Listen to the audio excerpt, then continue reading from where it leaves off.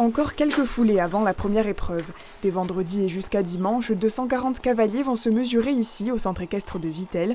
Il accueille le Master Pro de concours complet d'équitation qui désignera le nouveau champion de France. Dressage, saut d'obstacles, cross, 3 disciplines au menu, une par jour. Parmi les concurrents, le champion Nicolas Touzin sur son cheval Absolute Gold. Médaillé de bronze aux Jeux Olympiques de Tokyo, il affectionne le terrain vittellois. Aujourd'hui, on voit beaucoup de terrains tout plats, donc je trouve que c'est moins intéressant.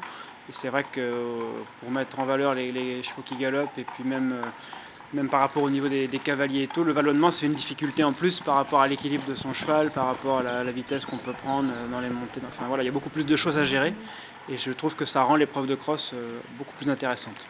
De retour l'année dernière, après 9 ans d'absence, le concours complet d'équitation s'ancre désormais dans la cité thermale.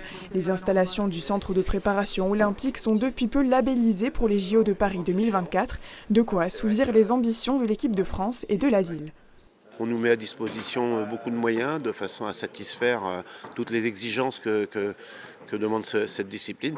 Donc c'est vrai qu'on nous a promis un gué au milieu du golf pour l'année prochaine. Donc je pense que ça va se faire, c'est bien parti pour. Et voilà, donc pour préparer Paris, je pense que ça va être le terrain idéal. C'est ça qu'il faut regarder, à la fois la partie élite, la partie aussi chevaux pour tous, pour toutes les clientèles. Les personnes âgées, les personnes actives, les jeunes, avec un fort centre équestre sur Vittel. Et en plus de ça, je dirais l'atout économique et touristique, puisqu'on veut faire de Vittel une destination phare du Grand Est et au-delà, puisque le nom est connu mondialement, et avec des retombées en termes de sonnant et trébuchant, si vous me permettez l'expression.